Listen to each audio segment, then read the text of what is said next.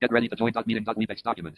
Link skip to meeting heading level 1 FTP on disabilities. Graphic meeting. Zoom in route to meeting info. Meeting header. General notification. Main region. Meeting notification. Recordings reaction. Participant video. DR tool for blank. Unverified. Graphic new list end. Self dash view and step away from the meeting button. Device settings button. Self dash view. Controls region. Show closed captions toggle button. Microphone is currently unmuted. Dash click. Microphone is currently unmuted. Yes. Dash click. Yes, Hello. Sarvesh. Hello, can you hear me? Yes, Microphone yes, is currently yes. unmuted. So Mute button. Mute. you are that video mic. Make me host. Okay, I will do. Okay. Microphone is currently unmuted. Dash click the mute button. Mute.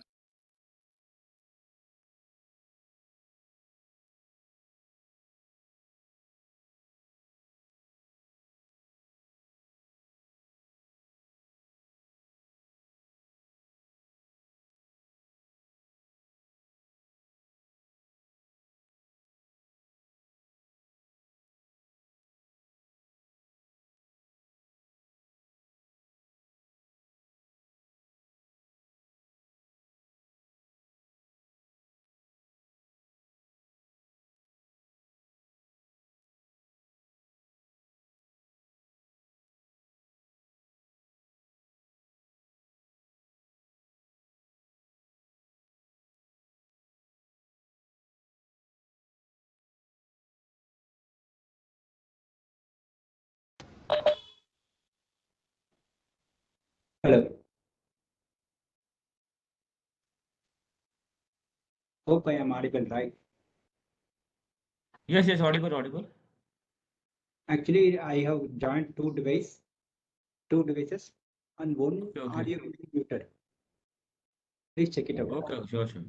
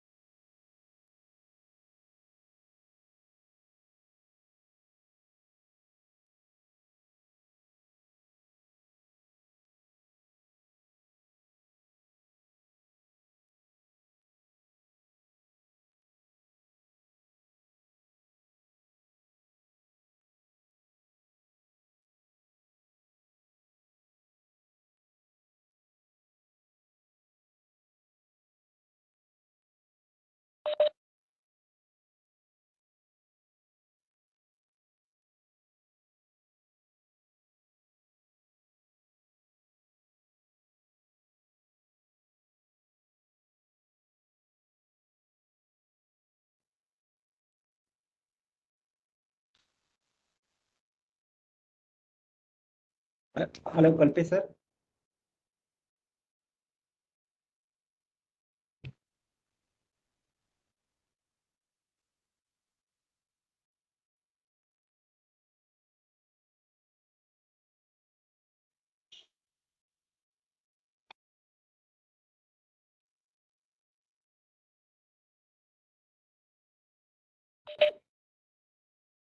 Sir, we have 10 more minutes to begin. I believe sir is not online. I'm the Okay. moderator for the day. I'm Dr. Sangeeta from Kolkata.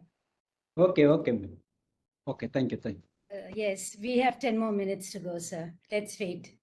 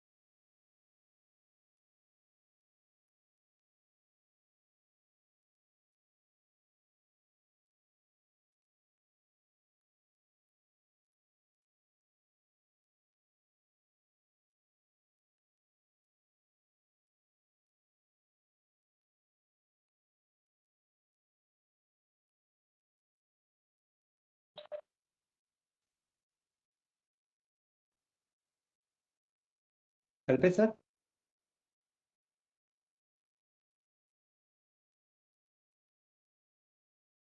Yes, yes, yes. I'm here. Sir, maybe go ahead. No, we have 3 minutes more. We start at 7 o'clock sharp. Okay. Yes, yes.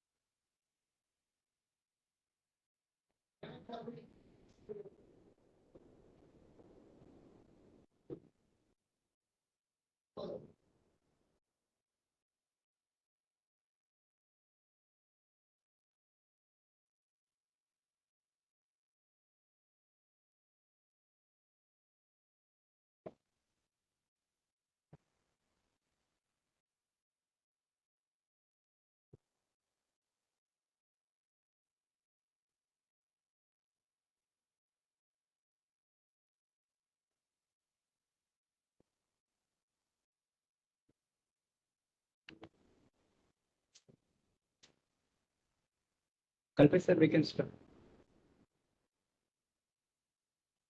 Yeah, definitely. We can start. So, good evening, all of you. Thank you very much for joining. Second week of. Yes, Nangita, over to you. You want to? Yes. Open कर पा रहे हैं madam? Over to you. Yes. Good evening, everybody. I'm pleased to welcome you all. We have the session today with Dr. A. Marisport, who will be speaking on the Mental Health Act 2017. And we have already heard Dr. Marisport earlier, and he has given us a very impressive view about the disability laws in India. And mental health is something which has always been overlooked. Having worked closely with respect to disability rights in India, and that being my PhD area too, I have myself experienced that mental health is something of which we do not speak about much, and there's a lot of confusion also. So till long we had the Mental Health Act 1987 in place, and now we have the 2017 Act, and Dr. Marisport will be enlightening us today on the various aspects of the 2017 Act and its applicability in India. Welcome, Dr. Marisport. Okay, thank you.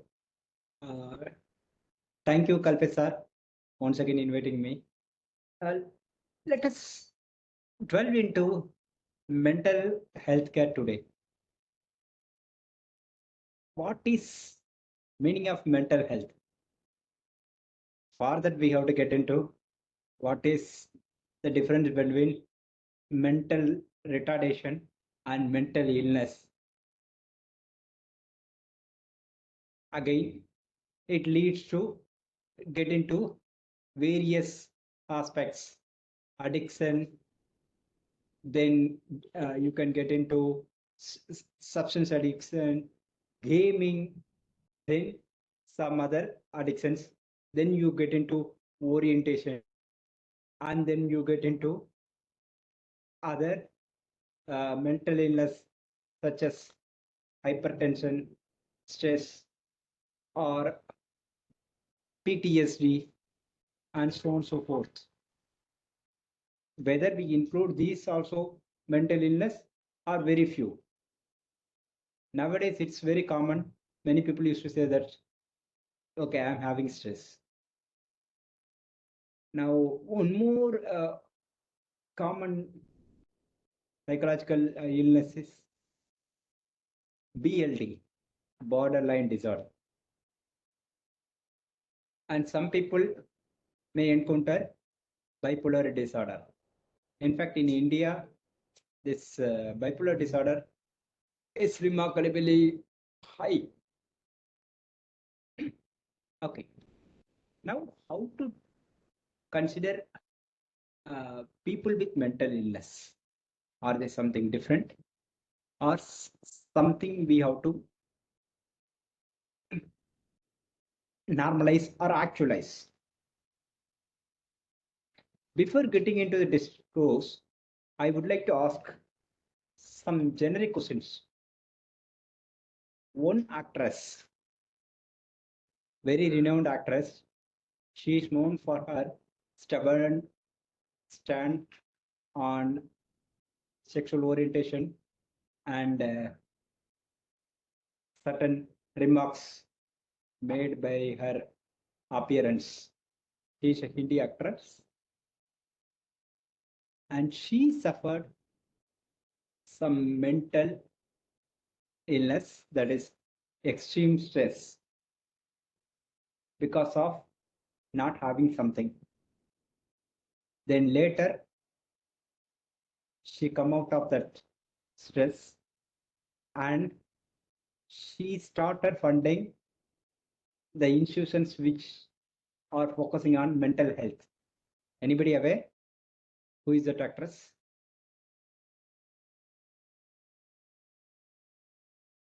It's a known story. Anybody? Please write it in chat box.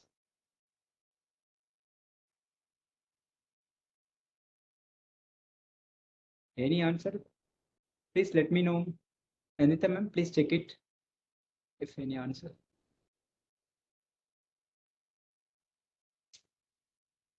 Similarly, we have one sporter, even cricketer has such issue and he overcome.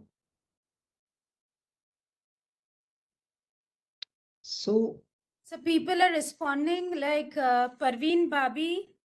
Many of them are pointing out Parveen Babi, Deepika Padukone. yes, yeah, thank you. Deepika Padukone is a known answer. Yes, yes. Thank you for that answer. So here it shows. Please remember, mental health is not only confined to rich or middle class.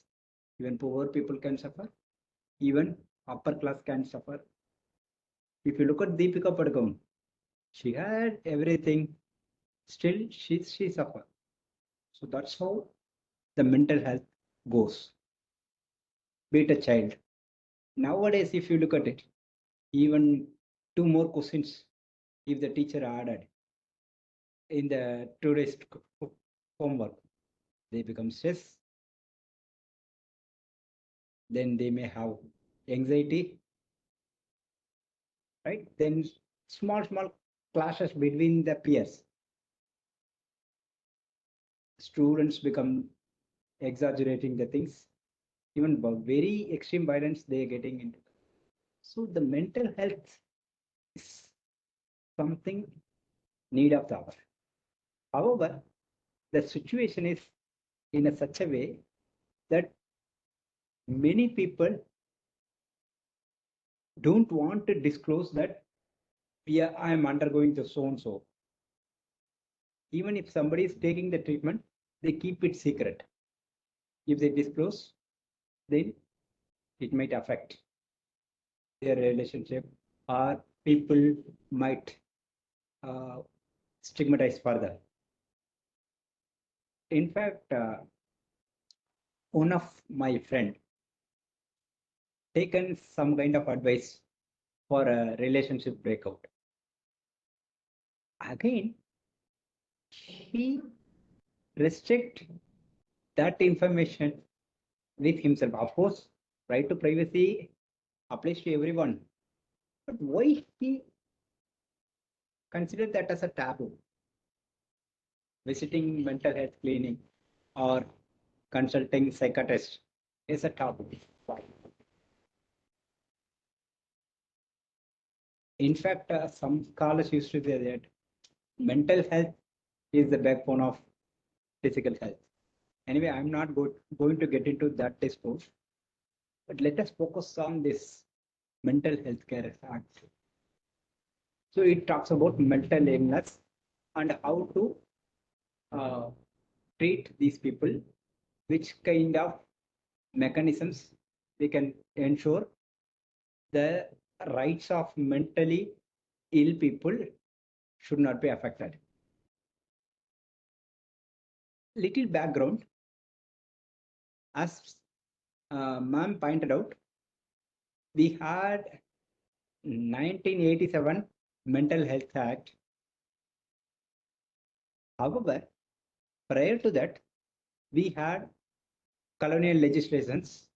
One is Lunatic Asylums Act or Lunatic Asylums Act 1858.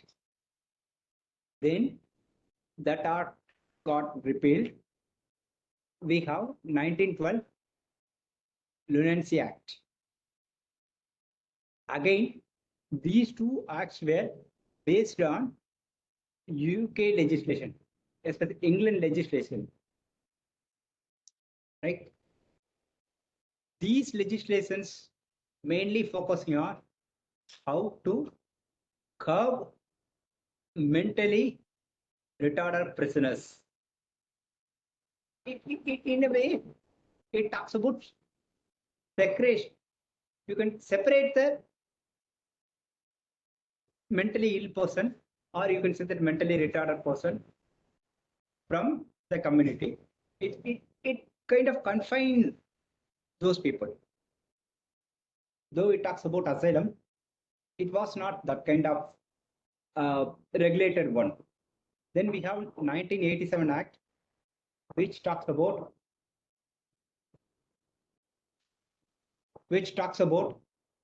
various parameters. Again, this 1912 Act also talks about the asylum of mentally ill people. The same also reiterated with some more changes. However, the 1987 Act didn't talk about the rights of the mentally ill people and how to treat them. It doesn't discuss. In fact, more autonomy given to the caretakers as well as medical practitioners. They can decide what is suitable for the mentally ill person. But that got shifted here, right? So with this, let us proceed further. Next slide. Section 2, which defines mental illness means a substantial disorder of thinking, mood, perception, orientation, or memory. Or grossly impairs the judgment, behavior, capacity to recognize reality or ability, or ability to meet the ordinary demand of the life. It could be substance abuse, but this definition clearly exclude mentally retardation, that is abnormal conditions. Of course, mentally retardation altogether different condition. This is what this definition. So how we understand this? What is the meaning of mental illness? Then if you get into the act, which clearly says that, next slide.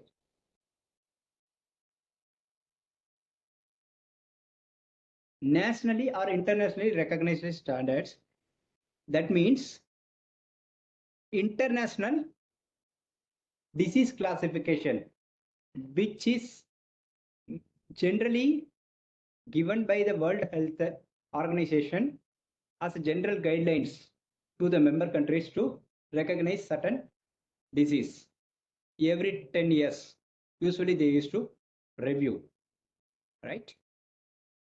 Similarly, you have in US, DSM, Diagnostic and Statistical Manual. This is again connected with disease classification, especially psychological disease. American Psychological Association gives this DSM, whereas World Health Organization gives IDC, International Disease Classification. So please remember this.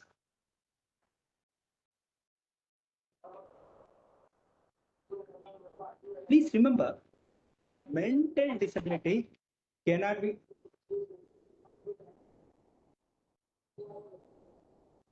decided if somebody belongs to some ethnic or some religious or some group which is having some kind of associable behavior.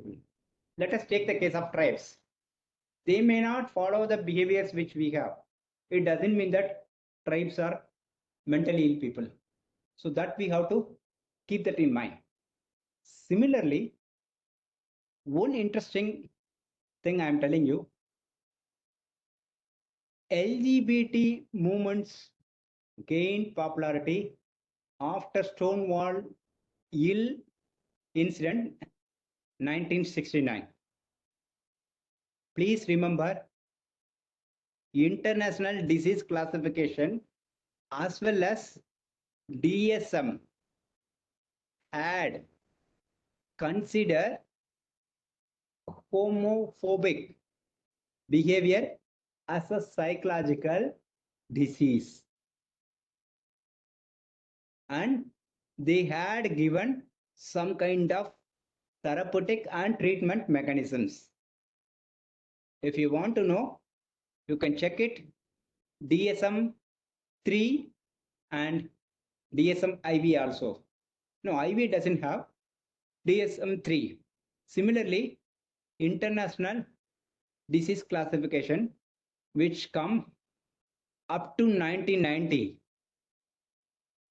had included LGBT behavior as a psychological abnormality. So anyway, here These legislation clearly highlight orientation related. Orientation may be connected with anything. So we can include sexual orientation. So LGBT behavior now no longer a psychological illness.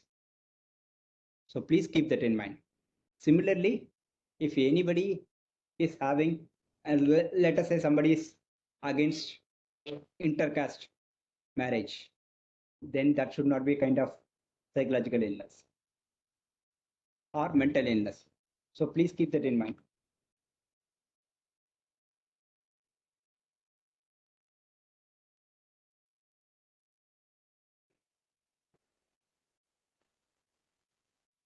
So non-conformity with moral or social, political values or religious belief in a community should not be considered as psychological illness. And if somebody is taken, rather somebody has taken some kind of treatment for medical illness, please remember some illness may be cured, some illness may not be, or some illness require few therapeutic treatment, some illness require frequent treatment. So in any case, if somebody is suffering, you can say that if somebody suffered so and so illness in the past, it doesn't mean that he may suffer again. So that kind of prejudice should not apply to any person who is suffering mental illness, right? That should not be the case. Next slide. Section 4. Every person, including person with mental illness, who has the capacity to make his own decision about which kind of treatment he can get. Actually, I would like to share one of the experience. Even Nandita ma'am could have, since she is dealing with this area. Actually, a person who known to me look like normal, rather able body. Then one finder approached me, sir, I'm unwell. Could you please change my continuous evaluation? I cannot do this. Then I asked why. No, I have some psychological issues. Then I further asked, I'm taking treatment for bipolar disorder. Then I did whatever the reasonable accommodations I can give from my level. Then further, institution also recognized.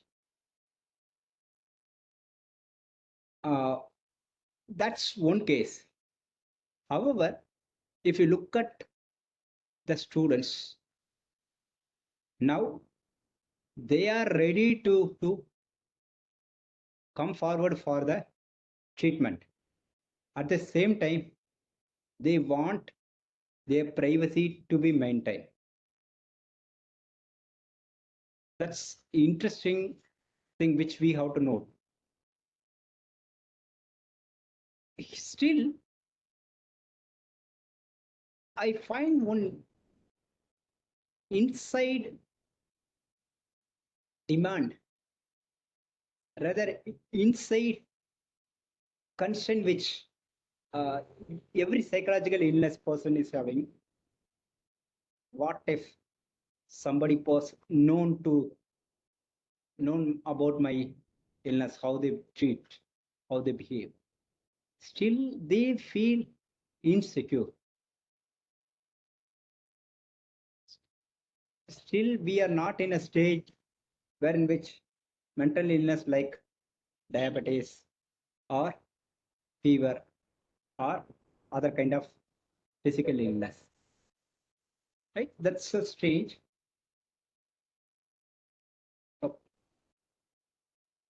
Now, advanced directives.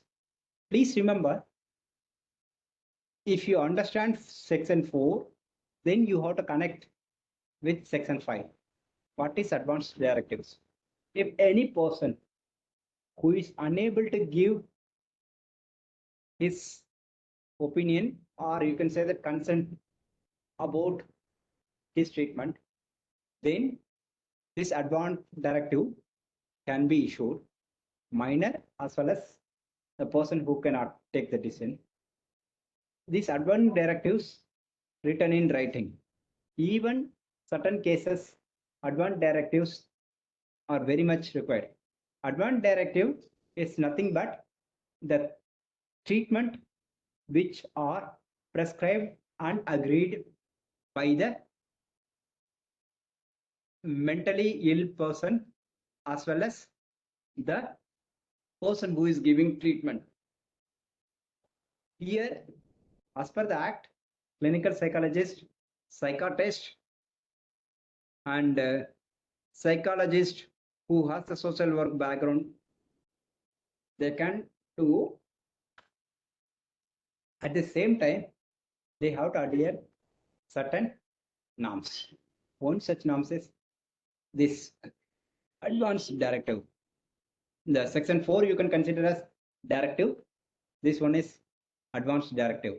It can be modified if the person who is unable to give the consent recover, or the minor become major and he is able to give that directive, or sometimes the treatment requires some kind of changes. So in these cases, the directive may be changed. Please remember, whatever they are doing it, the medical healthcare board supposed to review and accept it. That's very important. Next, nominated representative. What is nominated representative? Here, it's connected with legal capacity. It's applied to minor as well as the people who is unable to give their consent. So what happened? They have to either put their signature or thumb impression, and they have to approach the board for giving their consent for nominating so as a representative. Please remember, this also accepted by the board. Then only the board, the medical practitioner start the treatment. I will come to that critical angle of it later, but let us understand this. Now, let us look at the duties of the appropriate government. Promotion of mental health and prevention program, and creating awareness about mental health and try to reduce the stigma associated with that, and ensure that human resource development and training for promoting this mental health awareness,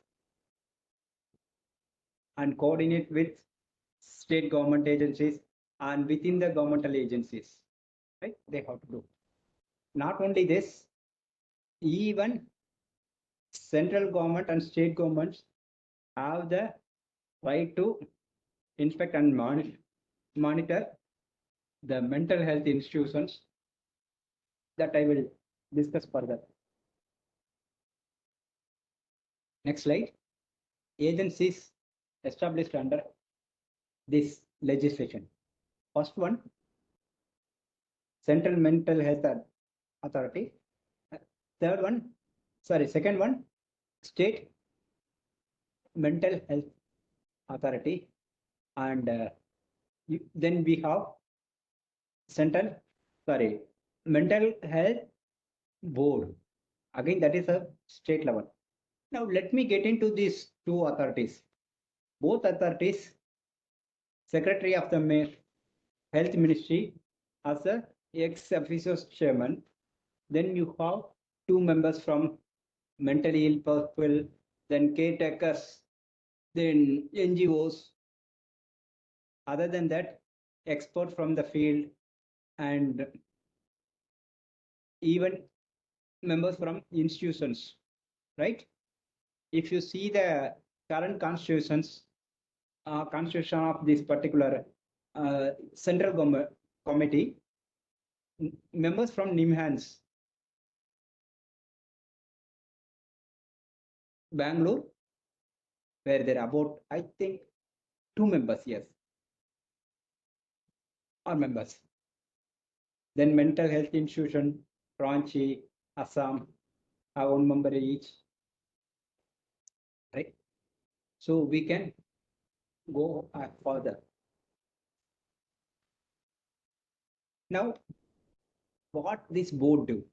Again, district judge is a chairman, collector, and social work member, and some of the secretary, along with psychiatrist are members.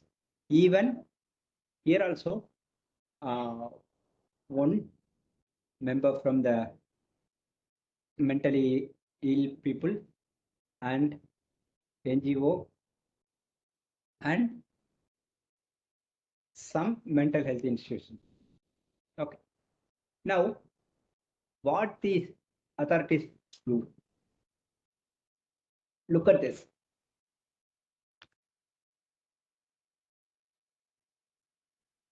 Mental health establishment.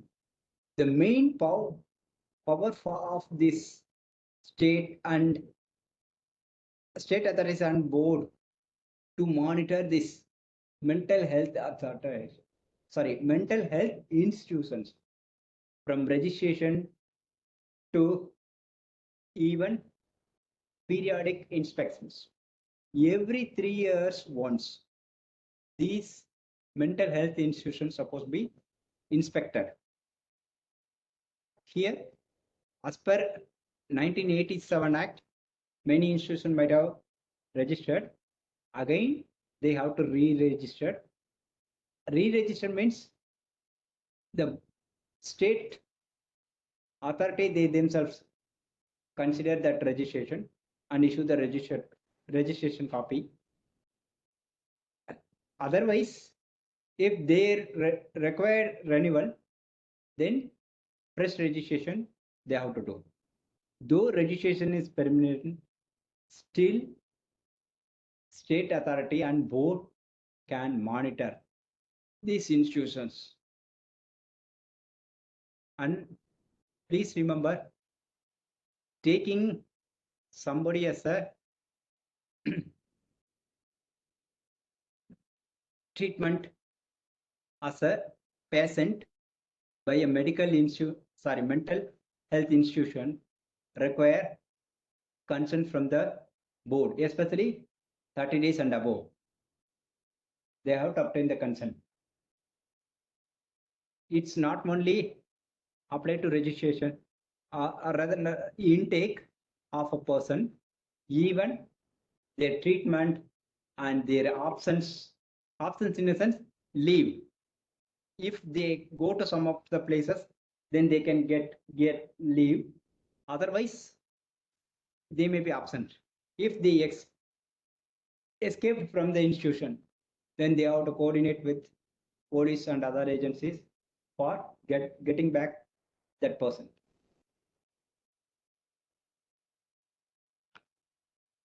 Even if somebody is completely cured, then he may be discharged. And there are some occasions wherein which a person may be transferred from one healthcare institution to another healthcare. Now, this is very relevant as far as law students are concerned or law faculties are concerned. Actually, I don't know how many of you noticed. Let us get into this, a kind of Googling it. I allow everyone to do this. Let us take only 2 minutes. Just get BNS, that is Bharatiya Nyaya Sangathan, draft 1. Just look at the content page. Section 22. Anybody? Bharatiya Nyaya Sangathan, draft 1, not the current one. Current one we come later. If you find the answer, please write it in the chat box.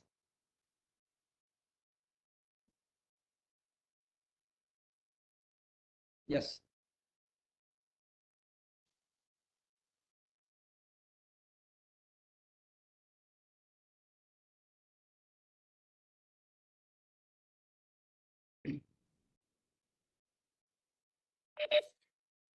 It talks about the act of a person with mental illness. Okay. One interesting thing. Thanks for that response, ma'am. Then why it is not incorporated in the current BNS?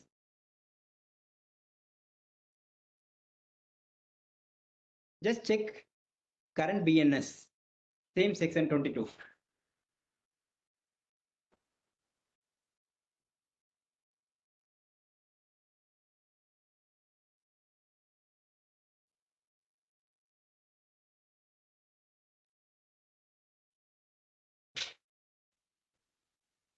What is the reason?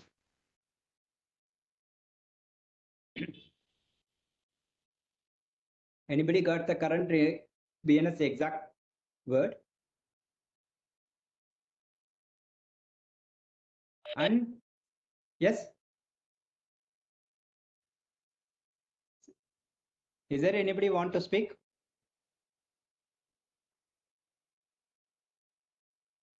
Hello.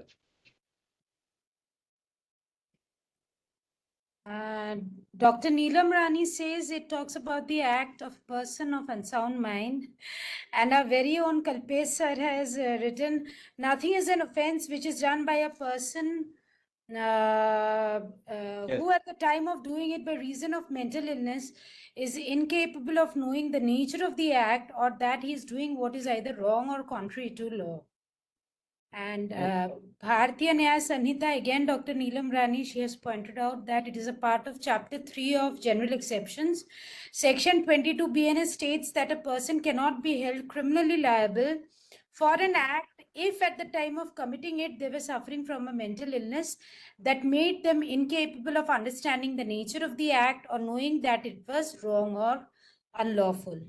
So if someone commits an act while that person is mentally ill and is unable to understand their actions, it does not amount to an offense under the Bharatiya Nyaya Sanhita. Okay. Now let us get into this debate further. Look into IPC, similar section. I think section 85. 84, section 84 IPC. Yes, sorry. The 85 talks about intoxication. Okay, 85 and 86. Okay. Thanks for that correction, ma'am. Okay. What it talks about?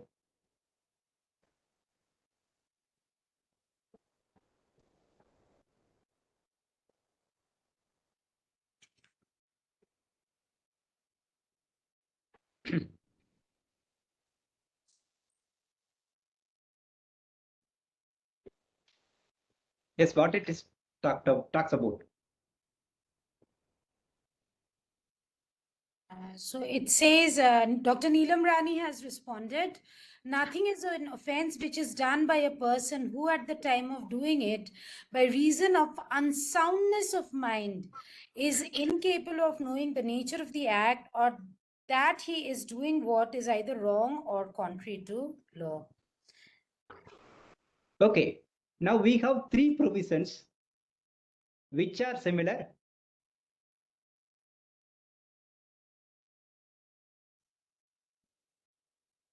Vikas Parashar has responded, a person cannot be held liable if he is not in a condition to decide about the circumstances of his act, whether his actions are contrary to the law or not. Okay. Ma'am, let us move forward. Okay. So we have three provisions. Section 84 IPC, then BNS 122, current BNS 22. Which are the provisions are similar? Okay, let me put it. Are these provisions are same?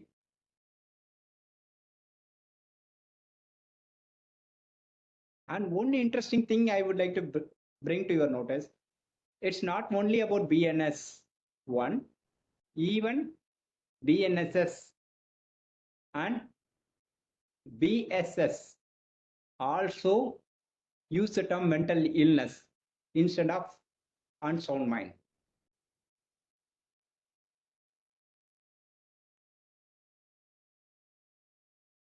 Later it got changed.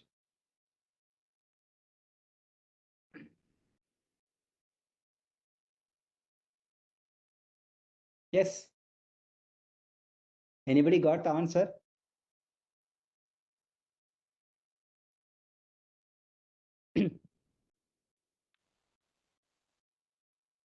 Okay, let me move. The answer is BNS 2 and IPC 84 are similar. I haven't used the term same, whereas are similar. Now, why I bring that discourse here? Because see the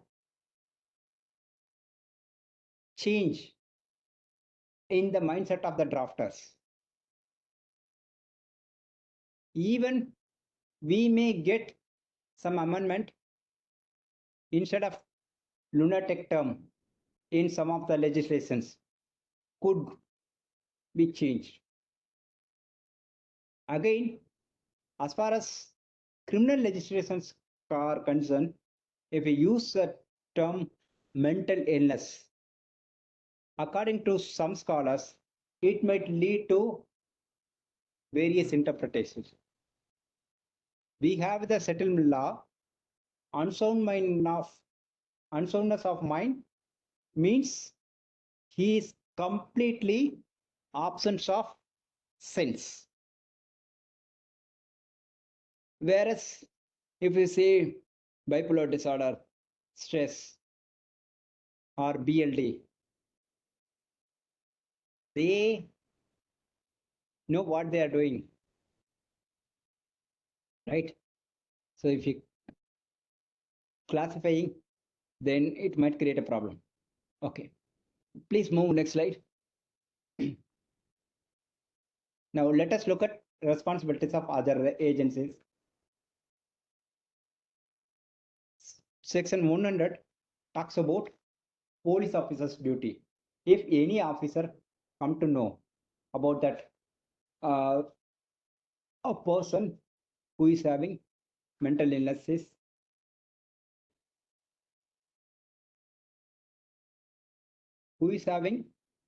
mental illness and got neglected by the family members or otherwise some kind of disturbance within the family, then he can approach the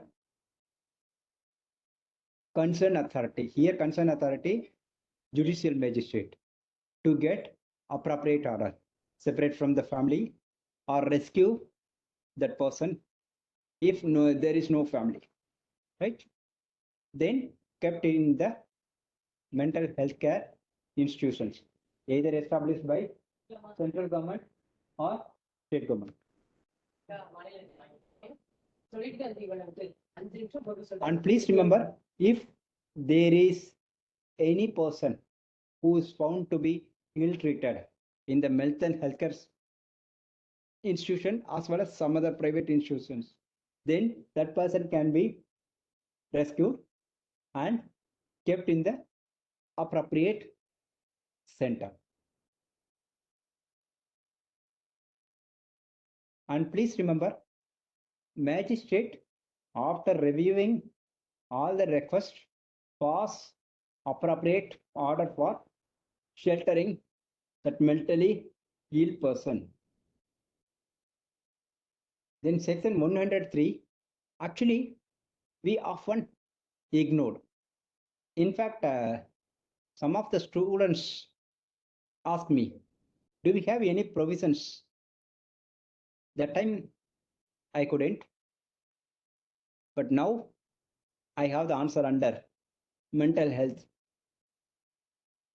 Act along with BNSS and other legislations.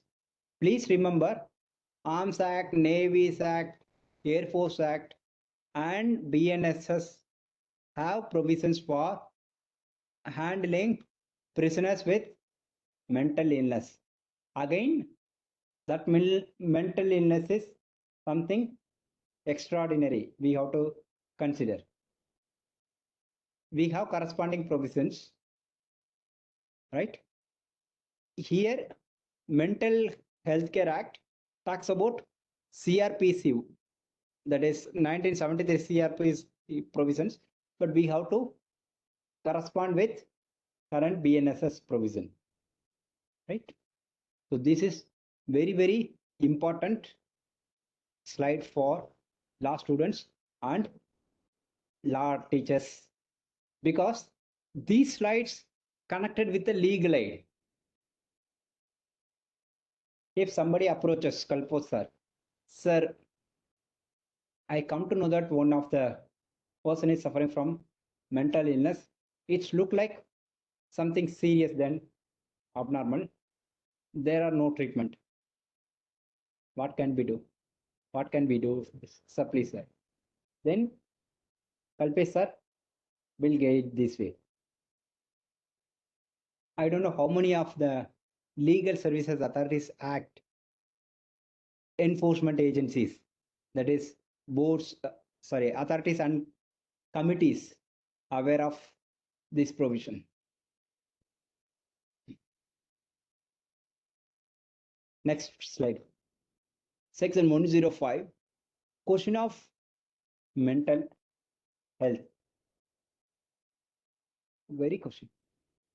In judicial process, if somebody is suffering from so-and-so mental illness and that is affecting his behavior, then in that case, please remember, any judicial proceeding it happen, then the judicial officer asks that board, mental healthcare board in that particular district or state.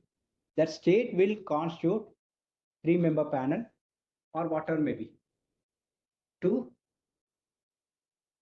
examine that person and give its report.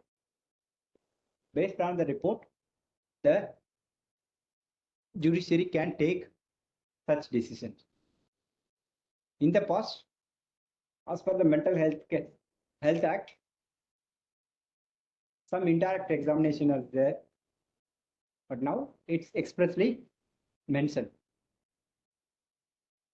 Now, next slide. Very, very important slide as far as people with mental illness. Rights of persons with mental illness. Right to access mental health care. In fact, I'm telling you, 1 in 7 Indians have mental health issues, whereas you don't have that kind of doctors or the people who provide the mental health care services. I come across one of the interesting experience shared by one known person. When that person gone for treatment, there are 3 terms mentioned in this act, that is half shelter, then continue home care, then some kind of residential care. So if you look at it, NIMHANS getting admission itself too tough. Again, going for frequent visit, you have to arrange it well in advance. Otherwise, you have to wait. Even if you're getting the treatment, residents within the demands, it's a challenge. I don't know anybody experience this thing. You can also share. Then right to community living. This is very important and interesting. Please remember, it's not applied to all mentally ill person. If somebody is extremely aggressive, then community living may be waived off. Otherwise, it should not be the case.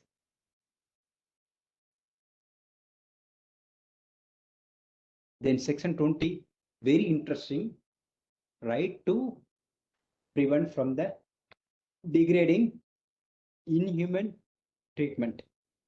In fact, many of the institutions, they do handcuff, they put in uniforms or some other way, kind of restricting the people. I don't know how many of you are aware, during my time, there was a place, Yerwadi, in Tamil Nadu.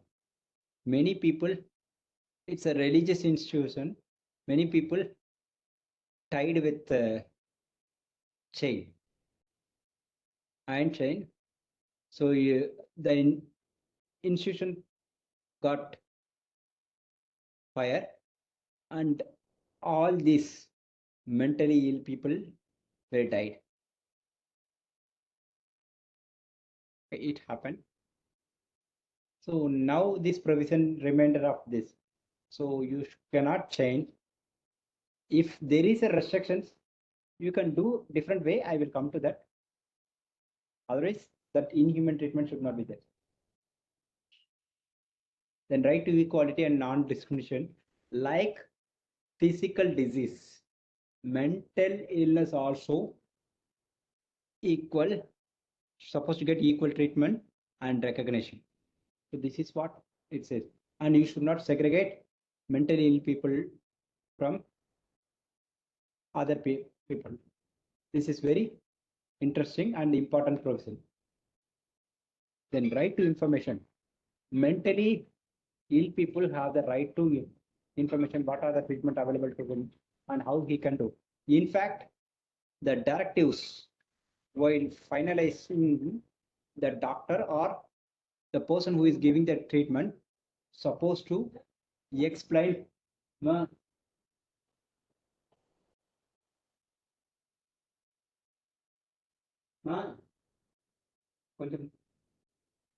so here, sorry for that disturbance. So here, please note the therapeutic treatment related information supposed to given. If there is any alternative also supposed to be explained. I don't know. Many of the physical treatment also sometimes we may not be getting that kind of explanation. In section 23 is very important, right to confidentiality. Those who are meeting to counselor, they always ask, please keep my information confidential. Even the institutions which are keeping counselors, they always encounter this situation. How to get the information from the counselors? Counselors may not give. But sometimes, what they say, okay, I would like to talk to their parents. So that way it happens. Sometimes some students encounter different issue. Counselors are asking too many questions to fill, which I fed up. Okay. So different types of therapeutic techniques supposed to be used for different people. and restriction on release of the information about mental illness. Please remember, unless the person authorized or court order, the information about the mental illness related information should not be leaked to the other person or public. And right to access medical records. Sometimes these medical records were kept confidential or not at all given to them. Especially I'm talking about psychology related issues. Even if you go to homeopathy, Siddha, sometimes they may not give your record. They make it as a case file, but they may not give. But here, it's mandated, you have to give it. Even homeopathy also, it is mandated. Homeopathy also, it is mandated. They have to give. Anyway, that's something. Then right to legal aid, express provision, which I already discussed. Mentally ill people have the right to legal aid.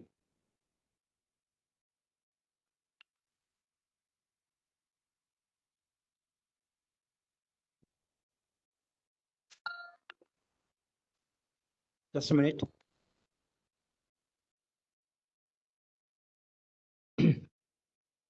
Okay. Then section 20 talks about right to file complaint against the institutions before the board or authority about deficiency in service. I don't know how many of you come across such cases or how many of the people would use these provisions. However, interesting argument is that since there is a express provisions, it could deter, right?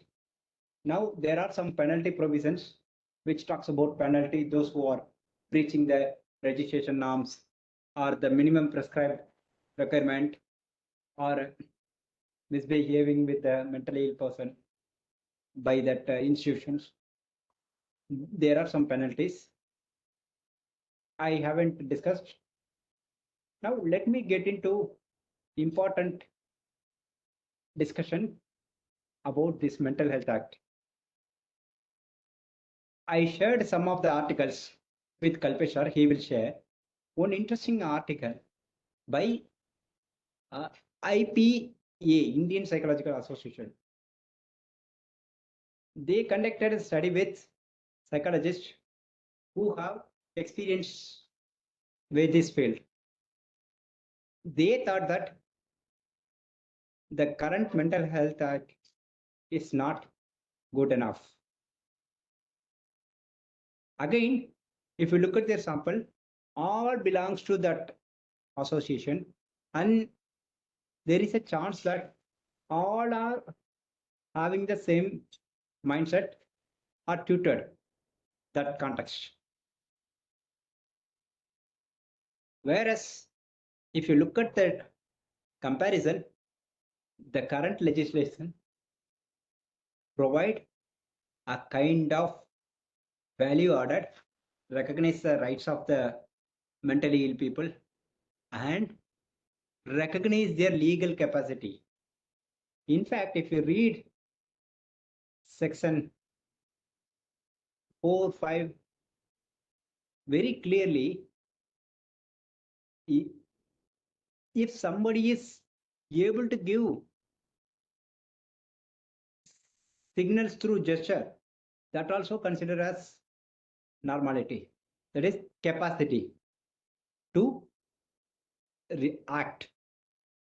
So in that extent, legal capacity has been recognized. Of course, some disability scholars argue beyond, but I restrict myself and stop here. If there is any questions, I would like to take as much as I can. I try to answer. Yes, over to you, Nandita ma'am. Thank you, sir, for your insightful session. Let us see if anybody has any questions. Let me just check it.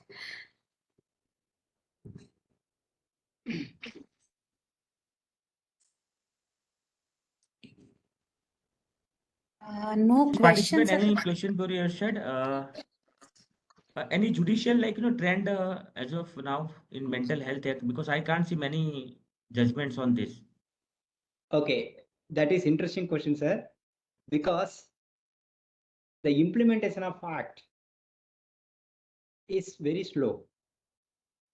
In fact, this paper discuss that context that state board, in fact, up to 2020, right? Only 18 states have had established. Now other states established. Again, awareness about board or getting approval from the board for the treatment, not with the people and not with the people who are treating them. In fact, many of the practitioners expressed that without that nomination, right, or NR, nominated representative, or you can say that some kind of authorization which is required from the board, they are directly coming.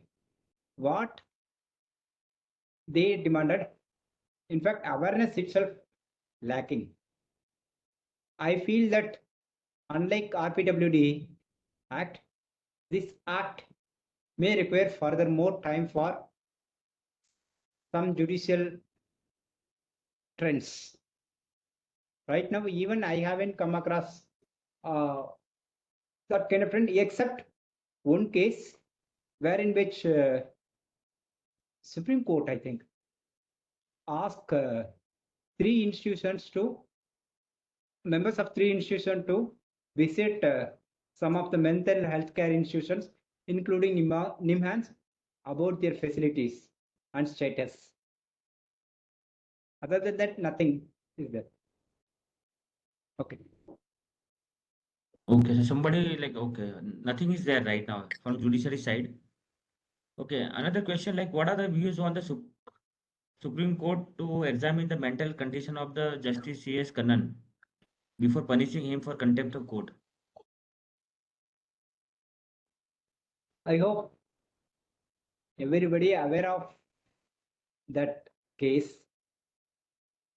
If Supreme Court decide to proceed, assume that hypothetical, then it has to ask the board to give. So automatically, medical practitioners will examine. Medical in a sense, here I'm talking about who is the doctors who is having the knowledge of psychology, either clinical psychology or psychiatry or psychiatry and social work.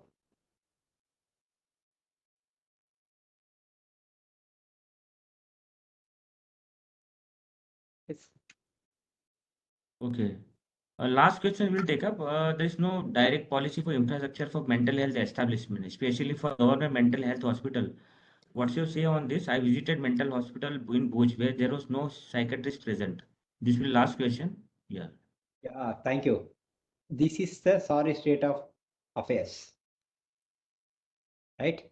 We have legislation in place, we have mechanism in place. However, ground reality is something different. Except three states, Kerala, Karnataka, Tamil Nadu, remaining states are not that much far as far as implementation of this legislation is concerned. There are various reasons to this. Even if some states not even communicated properly about establishment of this board, mental health care board or state mental health authority. That is the case how we will go and work. That's good observation. Yes, thank you for that. Okay, we're done. Over to Dr. Sangeeta. Okay. Thank you, Kalpesh sir. Thank you, Dr. Marisport, for such an insightful session. And thank you for being part of the capacity building program on disability studies in India. And you have been a major contributor in the contemporary times. Having gone through many of the literature which Kalpesh sir shared with us, I'm truly fortunate to have hosted this session. Thank you all. Good night. See you all tomorrow. Yeah, thank you, Sangeeta ma'am, and thank you, Kalpesh sir. Thank you.